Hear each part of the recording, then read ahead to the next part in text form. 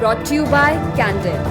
Redness, irritation, sweat rash और fungal infection जैसे झाग स्किन प्रॉब्लम्स का एक एक्सपर्ट सॉल्यूशन। अब रहो अनस्टॉपेबल कैंडिड डस्टिंग पाउडर के साथ, डॉक्टर्स का सुझाया नंबर 1 ब्रांड।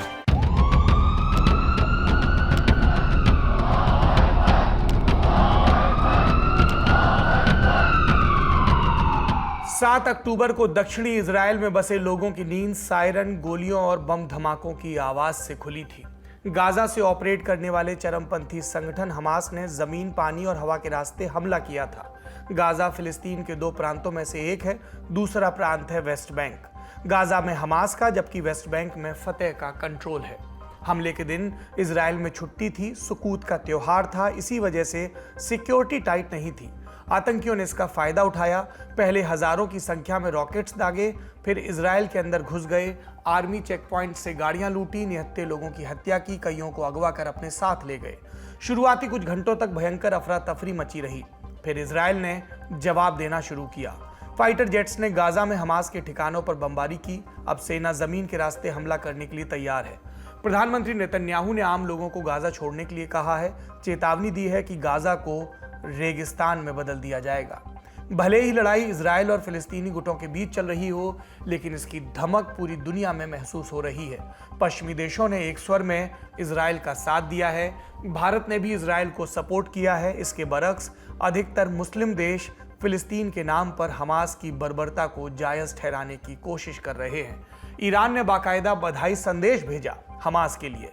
तो आज के शो में हम जानेंगे अब तक की लड़ाई में क्या हुआ, इस जंग में कौन किसका साथ दे रहा है, भारत के रुख में बदलाव का मतलब क्या है, और इजराइल का खुफिया सिस्टम क्यों फेल हुआ, और यह भी कि क्या यह युद्ध पूरी दुनिया को बदल सकता है। नमस्कार, सौरभ द्विवेदी नाम है हमारा और आप देखना शुरू कर चुके हैं लल्लन टॉप का अंतर्राष्ट्रीय प्रसंगों से जुड़ा रोजाना का कार्यक्रम दुनियादारी, जहां आज इजराइल में चल रही जंग की कहानी।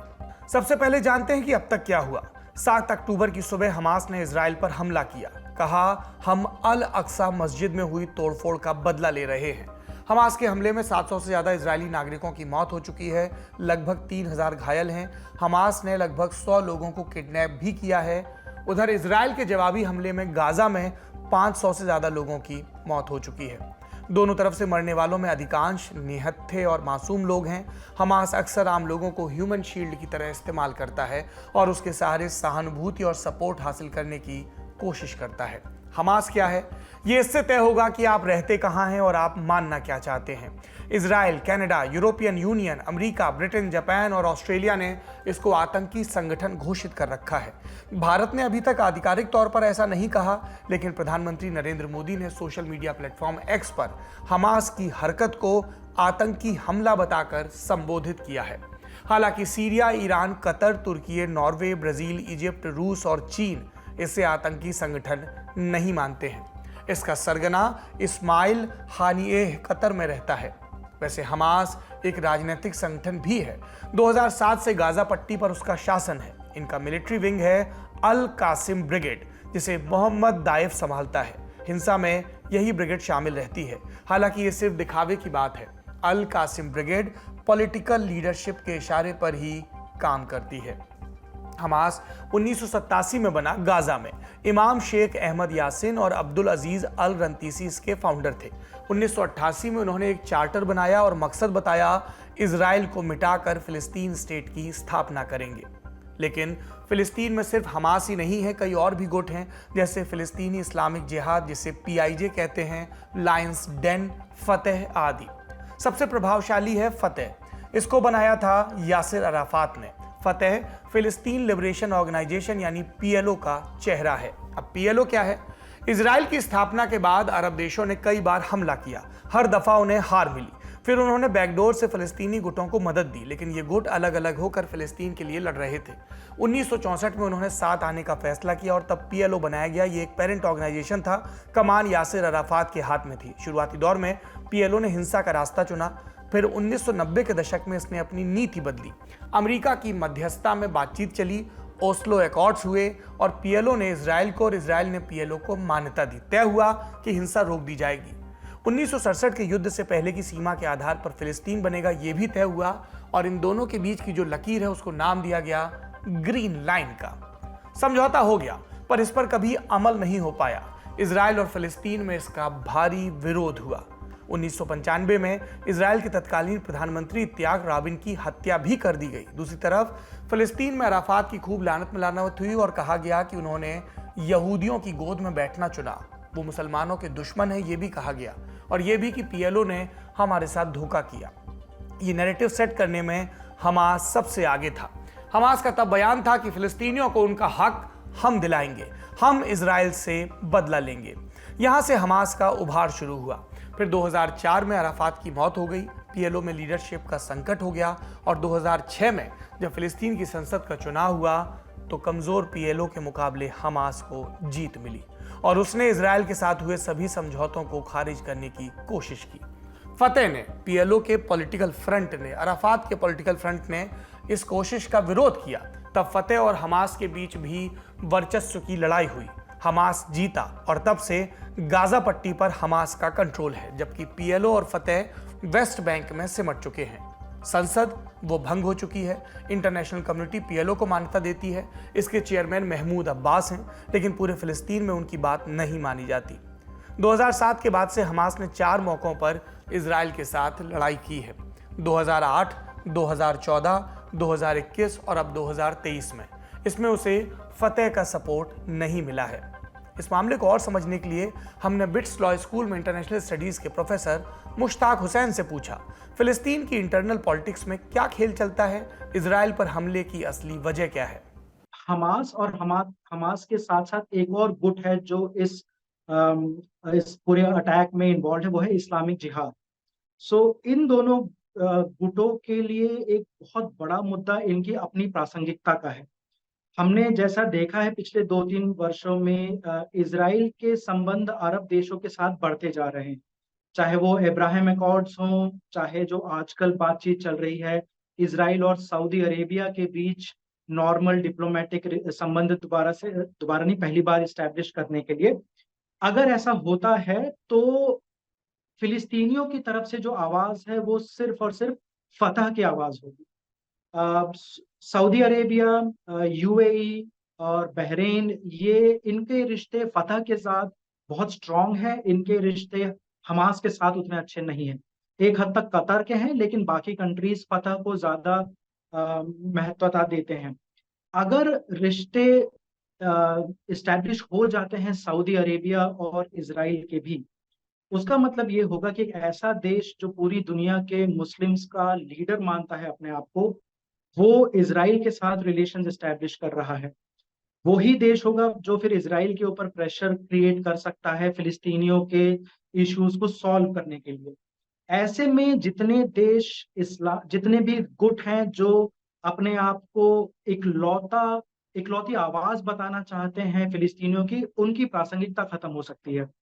हमास और इस्लामिक जिहाद ने ये जो अटैक कैरी आउट किया है, इसकी जटिलता को देख के लगता है कि इसके पीछे कई महीनों की तैयारी गई है। जब कभी इजराइल और फिलिस्तीनी गुटों के बीच लड़ाई होती है, अल अक्सा मस्जिद का जिक्र जरूर आता है। अभी चल रही जंग में भी हमास ने अल अक्सा का नाम लिया। ये जेरूसलम में है, यहूदी इसको टेम्पल माउंट कहते हैं, उनका सबसे पवित्र धार्मिक स्थल।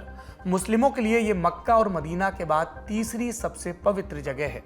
अल अक्सा या टेम्पल माउंट की कहानी क्या है, इसको लेकर लड़ाई क्यों होती है, ये भी जानते हैं। यहूदियों के लिए जो टेम्पल माउंट है वो बहुत इम्पोर्टेंट है, क्योंकि ये उनकी आखिरी धार्मिक स्थान है जो रह गया है। यहाँ पे उनका सेकंड टेम्पल है, सेकंड टेम्पल की दीवार है। यहूदी पूरी दुनिया में जहाँ भी होते हैं वो इसी धार्मिक स्थान की तरफ रुख करके अपनी पूजा करते हैं। इस्लाम के लिए जो अल अक्सा मॉस्क है और उसके पास जो हरम अल शरीफ है, वो काबा के बाद या फिर मक्का और मदीना के बाद तीसरा सबसे पवित्र स्थान है। अब जेरूसलम में ये दोनों ही धर्मों के मंदिर या फिर उनके पवित्र स्थान लोकेटेड हैं, और ये जो पवित्र स्थान लोकेटेड है ये बहुत छोटे से एरिया में लोकेटेड है, जिसको हम हरम अल शरीफ या टेम्पल माउंट कहते हैं। इसका बंटवारा नामुमकिन है क्योंकि ये एक के ऊपर एक है। जो सेकंड टेम्पल था यहूदियों का, जिसको रोमन्स ने तोड़ दिया था, उसके ऊपर ही हरम अल शरीफ और अल अक्सा मॉस्क है। तो क्योंकि वो एक के ऊपर एक है तो उसे विभाजित करना नामुमकिन है। अब 19वीं शताब्दी के बिल्कुल आखिरी दशक के बाद से जो यहूदी राष्ट्रवाद की बात स्टार्ट हुई है इंटरनेशनल लेवल पे, उसमें यहूदियों के लिए एक नए राष्ट्र की बात कही गई, एक अलग राष्ट्र की बात कही गई है। वो एंटी सेमिटिज्म का एक सॉल्यूशन है कि यहूदियों ने पूरी दुनिया में वायलेंस फेस किया है, एट्रोसिटीज फेस किए, परसिक्यूशन फेस किया है। तो अगर हमें यहूदियों को शांतिपूर्वक रहने देना है तो यहूदियों को एक देश देना होगा। उनका जो राष्ट्रवाद का कंसेप्ट है ये जेरूसलम में सेंटर्ड है। आइडिया ये था कि जहां से हमारा धर्म पनपा है हम वहीं वापस जाएंगे, हम वहीं अपना देश बनाएंगे। अब अनफॉर्चुनेटली ये ही एक ऐसी जगह है जो इस्लाम के लिए भी बहुत इंपॉर्टेंट है। सो जो मुस्लिम्स हैं इस जगह के, उन्होंने भी ये कहना शुरू किया कि अगर आप टेम्पल माउंट को यहूदियों को दे देंगे तो इस पे तो हमारा हक भी है, और हम 800 साल से ज्यादा से ये हमारे कब्जे में है, तो ये हमारे धर्म के लिए भी इंपॉर्टेंट है। सो यहूदी राष्ट्रवाद के बदले में जो फिलिस्तीनी राष्ट्रवाद उपजा है 1920-1930 के आसपास, उन्होंने भी जेरूसलम और जेरूसलम के अंदर टेम्पल माउंट, हरम अल शरीफ को अपना कोर मुद्दा माना है। उन्होंने बोला कि फिलिस्तीन का कोई मतलब नहीं रह जाएगा अगर फिलिस्तीन की राजधानी पूर्वी जेरूसलम में ना हो। पूर्वी जेरूसलम जेरूसलम का वो हिस्सा है जहाँ हरम अल शरीफ है। और यहूदी राष्ट्रवाद भी यही कहता है कि हमारे राष्ट्र का कोई मतलब नहीं है अगर पूर्वी जेरूसलम हमारी राजधानी नहीं है। 1967 की लड़ाई के बाद जॉर्डन से ये पूर्वी जेरूसलम का हिस्सा हथिया लिया था इसराइल ने। इसराइल तब से ही जेरूसलम को और पूर्वी जेरूसलम को अपनी राजधानी मानता है और पूर्वी जेरूसलम पे उसका मिलिट्री कब्जा है। अब क्योंकि ये दोनों राष्ट्रवाद आपस में लड़ते हैं, दोनों के लिए ये नामुमकिन हो गया है कि अपनी अपनी राजधानी छोड़ देना। आज भी फिलिस्तीनी ये कहते हैं कि आगे जाकर जब भी फिलिस्तीन एक आजाद देश बनेगा, उन्हें पूर्वी जेरूसलम अपनी राजधानी के तौर पे चाहिए। और पूर्वी जेरूसलम का मतलब उनके लिए ये है कि अलग सा हमें चाहिए। और यहूदी ये कहते हैं, इजराइल देश ये कहता है कि बिना वेस्टर्न वॉल के, जो कि टेम्पल माउंट का हिस्सा है, उनके लिए राष्ट्र का कोई मतलब नहीं रह जाता। अब तक आपको युद्ध की वजह समझ में आ चुकी होगी। यह भी समझ आ गया होगा कि मामला इजराइल और फिलिस्तीन से बहुत आगे है। कई देशों के निजी हित इससे जुड़े हैं। इजराइल पश्चिम में समंदर से घिरा है, बाकी तरफ से दुश्मनों से। इजिप्ट और जॉर्डन ने अब उससे संबंध स्थापित कर लिए हैं, लेकिन एक समय तक वो इजराइल से युद्ध लड़ चुके थे। आज भी वे एक दूरी बनाकर रखना पसंद करते हैं। तो इस युद्ध में कौन किसके करीब है? मुस्लिम बहुल देश हमास का विरोध करने से बच रहे हैं। उनका कहना है कि ये इजराइल के अत्याचार का नतीजा है, और इस तर्क से वे लूट, हत्या और बलात्कार जैसे जघन्य अपराधों को सही ठहरा रहे हैं। सबसे खुलकर ईरान बोला है। उसने इजराइल को चेतावनी भी दी और हमास को दी बधाई। रिपोर्ट्स हैं कि हमास ने यह सारी प्लानिंग ईरान में ही की थी। ओके मिलने के बाद ही हमला किया।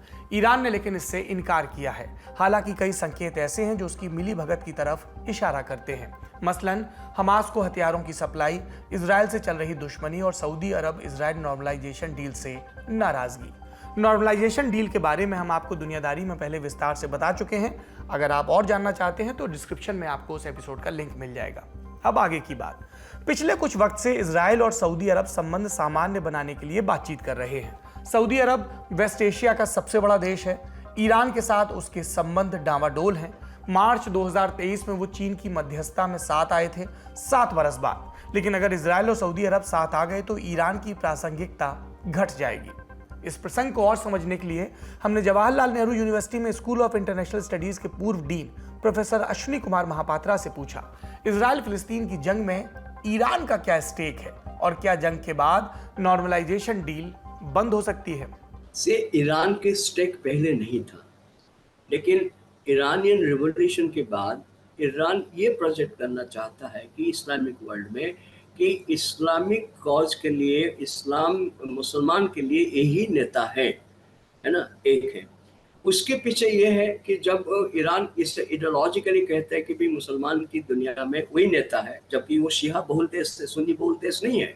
और शिया सुन्नी का झगड़ा बहुत पुराना है, चलता रहता है। आप देखते हो कि पाकिस्तान में कैसे हो रहा है। लेकिन इसके पीछे ये वो कहता है कि इस्लामिक मुसलमान के लिए यही लड़ता है, ईरान लड़ता है, बल्कि सऊदी अरब लड़ता है।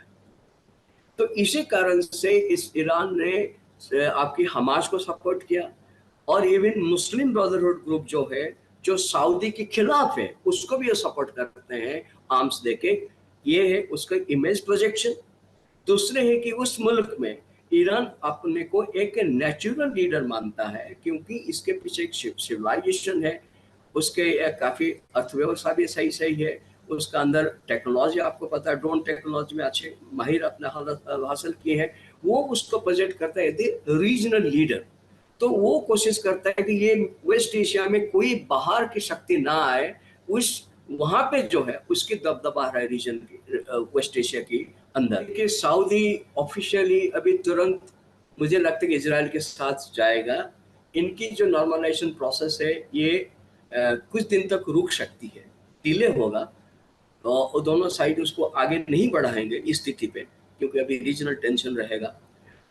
इसके बाद धीरे धीरे करके जैसे आपकी नॉर्मल चीज आ जाता है, फिर दोनों कंट्री अपना जो जिस तरह का नेगोशिएशन हुआ था वो आगे बढ़ेगा। ईरान के अलावा कतर और तुर्की हमास के वोकल सपोर्टर रहे हैं। इन देशों में हमास की लीडरशिप रहती है, उन्हें वहां से डिप्लोमेटिक सपोर्ट भी मिलता है। इजराइल ने दोनों से कहा है कि हमास को बाहर निकालो वरना भुगतना पड़ेगा। अब देखते हैं कि इजराइल का साथ कौन दे रहा। America, Britain, European union support में सबसे आगे हैं। अमेरिका ने लगभग 70,000 करोड़ रुपए की सैन्य मदद भेजी है, एयरक्राफ्ट कैरियर भी रवाना किया है। राष्ट्रपति जो बाइडेन बोल चुके हैं इजराइल को अपनी रक्षा करने का पूरा अधिकार है, पीरियड। अब इससे आगे कुछ नहीं। भारत ने भी इजराइल के साथ खड़े होने की बात कही। प्रधानमंत्री नरेंद्र मोदी ने एक्स पर पोस्ट में लिखा, हमास के आतंकी हमले से झटका लगा है, इस मुश्किल घड़ी में हम इजराइल के साथ हैं। संभवतः पहली बार भारत ने खुलकर इजराइल का पक्ष लिया है। इससे पहले तक हम बैलेंसिंग एक्ट में शामिल थे।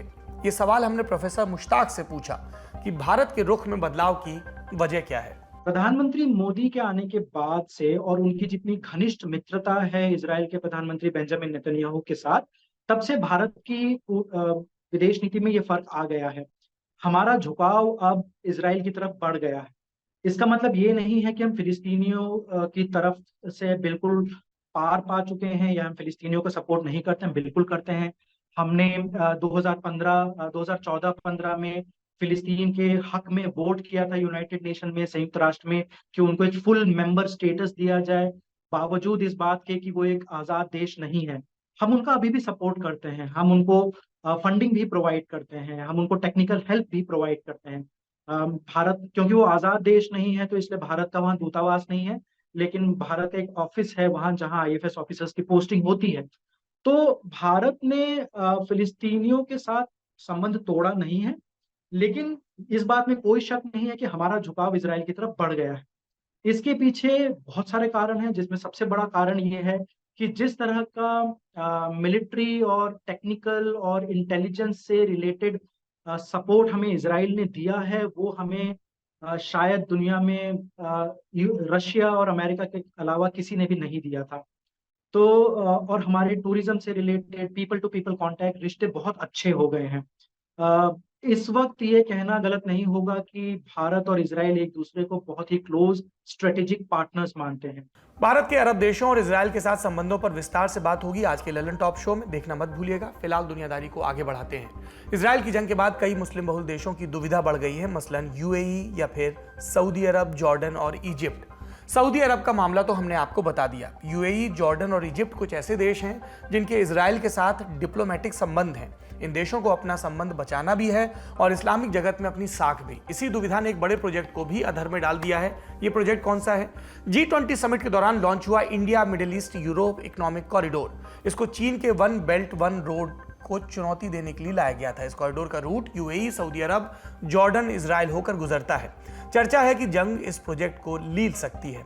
हमने इसे समझने के लिए Manohar Parrikar Institute for Defence Studies and Analysis में associate fellow doctor Swasti Rao से पूछा, इस इकोनॉमिक कॉरिडोर का हाल फिलहाल क्या भविष्य दिखता है। तो पहले आपने इसकी ज्योग्राफी को समझाया कि कैसे इसके लिए जो वेस्ट एशिया का रीजन है वो कितना इम्पोर्टेंट है। एक बात जो ध्यान देने वाली है वो ये कि particularly in reference to IMEC, जैसा आप कनेक्टिविटी प्रोजेक्ट की बात कर रहे हैं, ये कनेक्टिविटी प्रोजेक्ट का जो फलक्रम है या इसका कहीं ना कहीं जो बेस है वो normalisation of ties between Israel and UAE है, जो उसका पहला चरण था। तो जो ट्रंप द्वारा मीडिएटेड अब्राहम एकॉर्ड्स थे, उसके बाद जब नॉर्मलाइजेशन हुआ था यूएई और इजराइल की टाइज में, तो इस तरह के कनेक्टिविटी प्रोजेक्ट का पहली बार एक स्कोप निकल कर आया था और उस पर रिसर्च शुरू हुआ था। इसका दूसरा जो चरण था वो ये था कि इजराइल और सऊदी अरेबिया नॉर्मलाइजेशन। और अगर आप ध्यान दें तो इजराइल और सऊदी अरेबिया नॉर्मलाइजेशन के बारे में भी बातें लगातार चल रही थी। तो यूएई इजराइल नॉर्मलाइजेशन के बाद ऐसा कनेक्टिविटी प्रोजेक्ट के बारे में बात शुरू हुई। फिर ये हुआ कि रिसर्च के द्वारा ये पाया गया कि अगर हम यहाँ इस रीजन से कनेक्टिविटी ले जाते हैं भारत से, तो हम जो ट्रेडिशनल रूट है इसका स्वेज कैनाल का, वहां से हम 40% टाइम को बचा सकते हैं। तो हमारे लिए 40% टाइम, और मतलब if time is equal to money in terms of shipping, तो हम उसको, ये हमारे लिए अच्छा साबित होगा। तो इस पे फिर तो कहीं ना कहीं जो मैं ये कहना चाह रही हूँ कि आपकी बात सही है कि normalisation of ties in West Asia इसका एक बहुत इंपॉर्टेंट फलक्रम है। और चूंकि अब आपने देखा है कि जिस तरह से इस वक्त हमास और इजराइल के बीच में जो एक अनप्रेसिडेंटेड आपने अटैक और काउंटर अटैक आप देख रहे हैं, उससे सऊदी अरेबिया और इजराइल के नॉर्मलाइजेशन की बातों पर पानी डेफिनेटली ऐसा लग रहा है कि पड़ गया है। लेकिन इससे इसको खारिज कर देना, ये मैं इससे भी सहमत नहीं हूँ। सहमत इसलिए नहीं हूँ क्योंकि देखिए, जो कनेक्टिविटी प्रोजेक्ट्स की जहां पे हम बात करते हैं और जिन हम पोर्ट्स की बात कर रहे हैं, ये एक यूनिलैटरल या बायलैटरल या ट्राइलैटरल अरेंजमेंट नहीं है, ये एक मल्टीलैटरल अरेंजमेंट है। और इस मल्टीलैटरल अरेंजमेंट से सऊदी अरेबिया का भी उतना ही फायदा था जितना किसी और का था, क्योंकि सऊदी अरेबिया और यूएई जैसी जो इकोनॉमीज हैं, वो चाइना के ऊपर से अपनी इकोनॉमिक जो उनका ट्रेड रिलेशंस है उसको डाइवर्सिफाई करने के लिए अब कनेक्टिविटी में जा रही थी, और हाइड्रोकार्बन्स जो बेचती हैं सारी दुनिया को, उसके अलावा अब एनर्जी अपने ट्रेड डाइवर्सिफिकेशन में जा रहे थे। तो ये उनके लिए भी एक विन विन सिचुएशन था। तो ऐसा नहीं है कि वो कोई एहसान कर रहे थे बाकी मुल्कों पर इस नॉर्मलाइजेशन को करके। लेकिन फिर भी मेरी जो नजर है वो बेसिकली पहले इस बात पर है कि जो आईएमएफ जब साइन हुआ था दिल्ली में, उसके बाद एक 60 डे का विंडो दिया गया था कि 60 डेज के विद इन ये सारे कंट्रीज मिलेंगे और इसके फाइनेंस के एक्शन प्लान के ऊपर डिस्कस करेंगे। तो मेरा ये कहना होगा कि सबसे पहले हमें ये देखना है कि 60 डेज के विद इन अगर ये कंट्रीज मिलते हैं तो बात क्या करते हैं, सबसे पहला। और दूसरी बात देखने वाली ये कि ये चूंकि एक मल्टीलैटरल अरेंजमेंट है और कोलैबोरेशन है, तो इसमें बाकी जो पार्टनर्स है उनका रुख क्या होता है। ध्यान आपने दिया होगा कि आईएमएफ को लेकर अभी कोई ऑफिशियल आया नहीं है स्टेटमेंट, लेकिन केवल कंडेमिनेशन और ये सब आ रहे हैं। और आपने देखा कि जितने वेस्टर्न प्लेयर्स हैं वो सब इजराइल के साथ खड़े हैं कहीं ना कहीं। तो डेफिनेटली मैं कहूंगी कि एक बहुत अनसर्टेन स्थिति है, और अनसर्टेनिटी की वजह से मैं भी इस बात को लेकर बहुत ज्यादा उत्साहित नहीं हूं। लेकिन मैं कोशिश ये करूंगी कि मेरा जो जो कंक्लूजन है वो 60 डे के विद इन जो फाइनेंस एक्शन प्लान की मीटिंग थी उसके बाद आए, उसके पहले मैं भी स्पेक्यूलेट ही करूंगी। अब ये जान लेते हैं कि इजराइल में इस वक्त क्या चल रहा है। मीडिया रिपोर्टों के मुताबिक दक्षिणी हिस्से में भीषण लड़ाई है। हमास के आतंकी रिहायशी इलाकों में घुसे हैं, उन्हें निकालने के लिए ऑपरेशन चलाया जा रहा है। प्रधानमंत्री नेतन्याहू आपातकालीन सरकार बनाने की योजना बना रहे हैं, इसमें विपक्षी पार्टियों को भी शामिल किया जाएगा। सरकार ने 1 लाख सैनिकों को गाजा बॉर्डर पर जमा किया है। 14 अक्टूबर तक 2 लाख और रिजर्व फोर्स को बुलाया गया है। अभी तक इजराइल का फोकस हवाई हमले पर रहा है। कहा जा रहा है कि अब जमीन के रास्ते सेना भेजी जाएगी। हमास ने 100 से ज्यादा इजरायली नागरिकों का अपहरण किया है, उनका इस्तेमाल बार्गेनिंग के लिए किया जाएगा, लेकिन इजराइल ने फिलहाल बातचीत से इनकार किया है। इजरायली अखबारों ने सरकार से सवाल पूछना भी नहीं छोड़ा, उन्होंने सरकार की धज्जियां उड़ाई। आलोचना की वाजिब वजह भी है। गाजा स्ट्रिप 365 वर्ग किलोमीटर में सीमित है, यानी दिल्ली का 1/4। उतने एरिया में लगभग 22 लाख लोग रहते हैं। पश्चिमी बॉर्डर को छोड़ दिया जाए तो बाकी तरफ से ये बंद है। ऊंची ऊंची दीवारें हैं, बॉर्डर क्रॉसिंग है, एक क्रॉसिंग इजिप्ट की तरफ भी है। गाजा के लोगों को बाहर जाने के लिए इजराइल या इजिप्ट की परमिशन लेनी होती है। इजराइल ने आतंकी हमलों की वजह से ही ब्लॉकेड लगाया है। उसके पास हाईटेक सिक्योरिटी सिस्टम है, मिसाइलों को रोकने के लिए आयरन डोम है, पूरा इंटेलिजेंस सिस्टम है, खुफिया एजेंसी मोसाद है। 7 अक्टूबर के हमले में ये सब धरा का धरा रह गया। इजरायली मीडिया सवाल उठा रही है कि इतने तामझाम का क्या मतलब रहा। हॉरेट्ज अखबार ने लिखा कि इसकी जिम्मेदारी प्रधानमंत्री नेतन्याहू को लेनी चाहिए।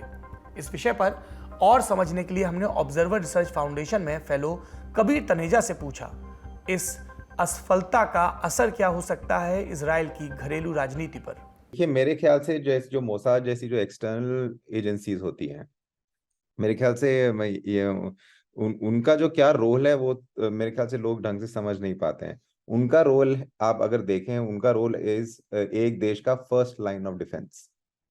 उसका मतलब यह है कि उनको अगर उनको सक्सेसफुल होना था अपने ऑपरेशन में, तो ये अटैक होते ही नहीं, वो सक्सेसफुल माना जाता है ना। तो अब जो करेगा वो इजरायली मिलिट्री करेगी अब।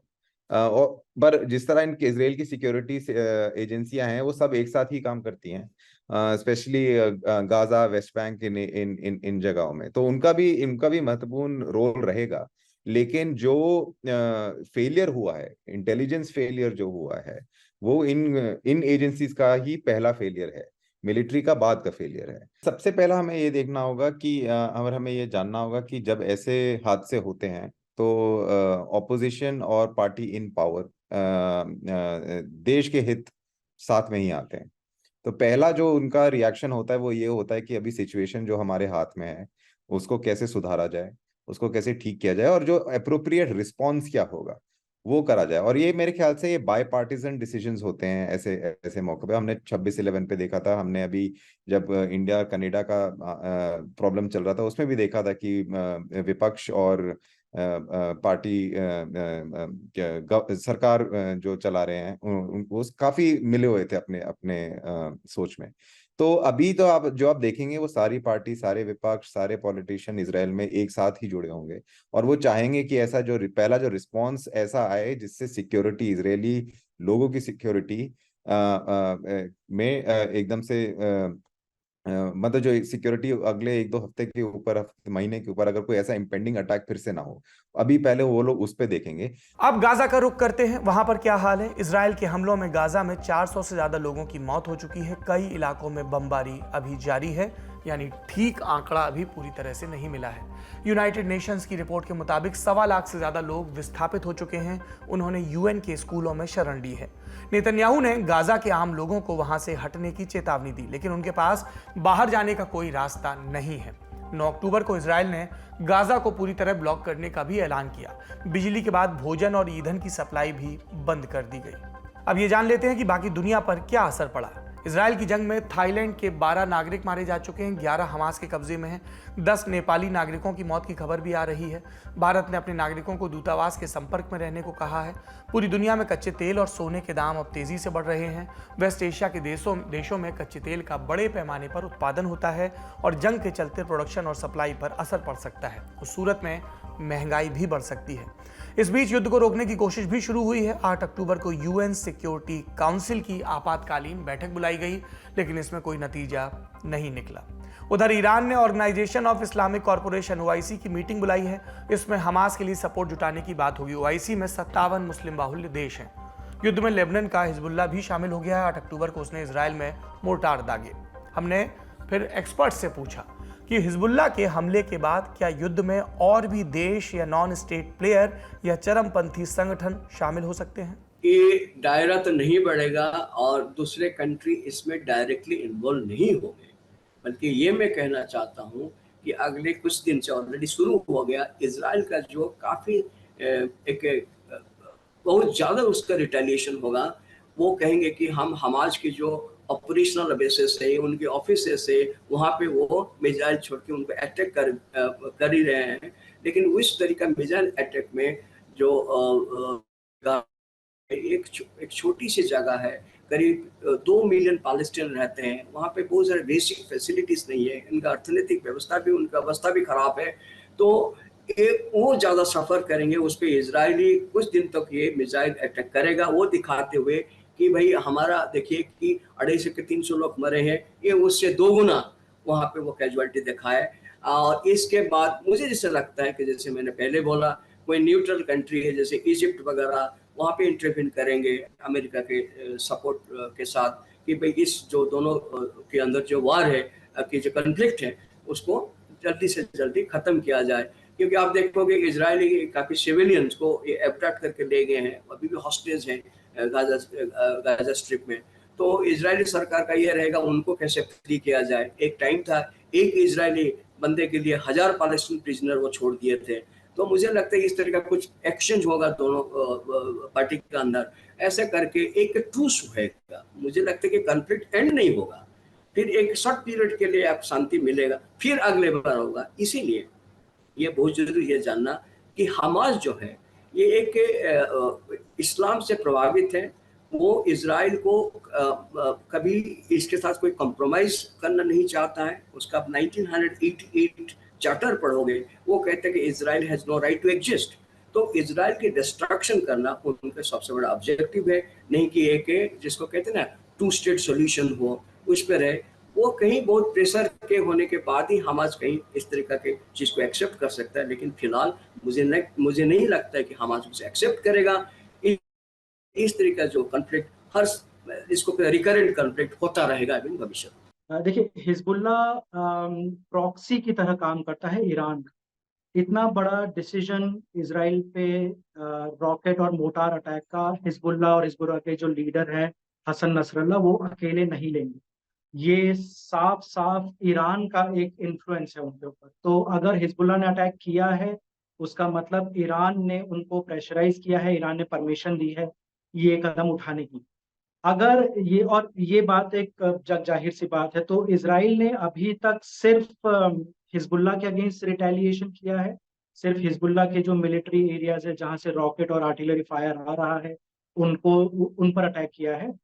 एज ऑफ नाउ मुझे लगता नहीं है कि इस दायरे के बाहर जाएगा।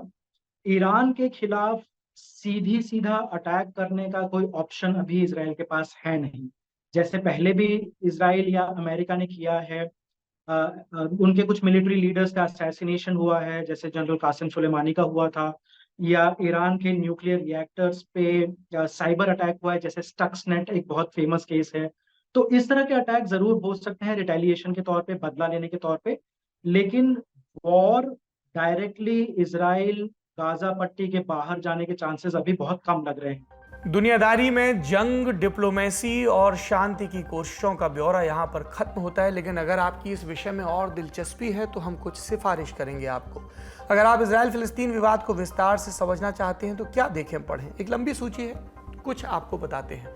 पहली, डोमिनिक लेपियर और लैरी कॉलिंस की लिखी ओ जेरूसलम। इसको पढ़ेंगे तो आपको इतिहास में जो वजह हैं वो पता चलेगी। दूसरी रिकमेंडेशन है वॉल्स विद बशीर, एनिमेशन वाली डॉक्यू ड्रामा फिल्म है, एरी फॉलमैन ने इसे डायरेक्ट किया है।